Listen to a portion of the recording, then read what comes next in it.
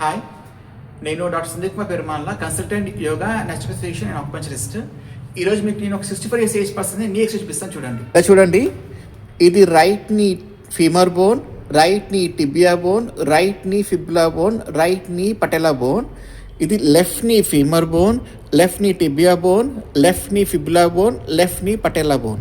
మోకాల చిప్ప అని అంటారు.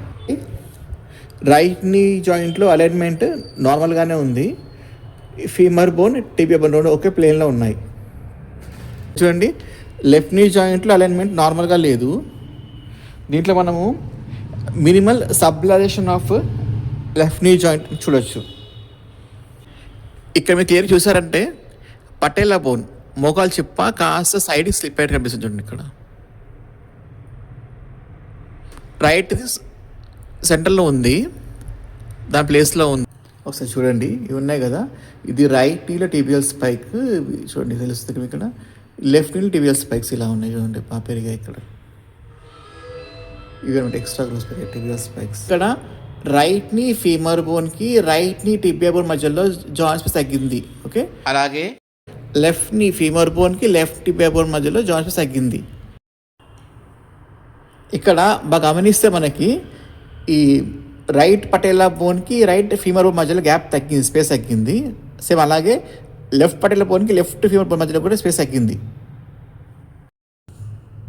ఇక్కడ చూసుకుంటే ఈ వైట్ లైన్ కదా, వైట్ లైన్ కనిపిస్తుంది. వైట్ లైన్ కదా మిడిల్ సైడ్ అంతా కూడాను సబ్ కాంట్రాస్ట్ స్క్లెరోసిస్ అని అంటారు. ఇక్కడ right knee joint, left knee joint రెండిట్లోనూ కూడాను ఎక్స్ట్రా బోన్స్ ఉన్నాయి, బోన్స్ పర్స్ ఉన్నాయి. చూడండి, ఇక్కడ ఇక్కడ ఇక్కడ ఇక్కడ ఇక్కడ ఇక్కడ ఇక్కడ ఇది ఇది ఇది ఇది ఇవన్నీ కూడా అనమాట. వీటిని ఆస్టియోఫైస్ అని అంటారు. ఇలా చూడండి, రైట్ నీ జాయింట్ పెరియార్టికులర్ రీజియన్లో మీకు ఆస్టియోకాండ్రల్ బాడీస్ కనిపిస్తున్నాయి, లూజ్ బాడీస్. అది లెఫ్ట్ నీ జాయింట్లో కనిపించట్లేవు. రైట్ అండ్ లెఫ్ట్ రెండు నీ జాయింట్స్లో కూడాను బోన్ యొక్క డెన్సిటీ తగ్గింది. దీన్ని ఆస్టియోపెనియా అంటారు.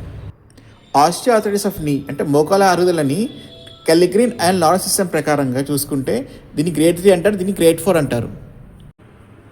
చూసారు కదా, ఈ ఎక్స్రే మీ అందరికీ బాగా అర్థమైంది అనుకుంటున్నాను. ఈ పేషెంట్కి ఆర్థోపెడిక్ సర్జరీ అడ్మిట్ చేశారు. మీకు కూడా ఇలా పరిస్థితి రాకుండా ఉండాలనుకుంటే మీకు మోకాలప్పుడు మొదలైన వెంటనే వెళ్ళి డాక్టర్ని కన్సల్ట్ అవ్వండి. సో మీ అందరూ కూడా హెల్తీ లైఫ్ స్టైల్ కోసము మంచి డైట్ ఫాలో అవ్వండి. రెగ్యులర్గా యోగా కానీ, వాకింగ్, సైక్లింగ్, స్విమ్మింగ్ వీటిలో ఏదో యాక్టివిటీని మీ రెగ్యులర్ లైఫ్ స్టైల్ యాక్టివిటీ పెట్టుకోండి. హెల్తీగా ఉండండి.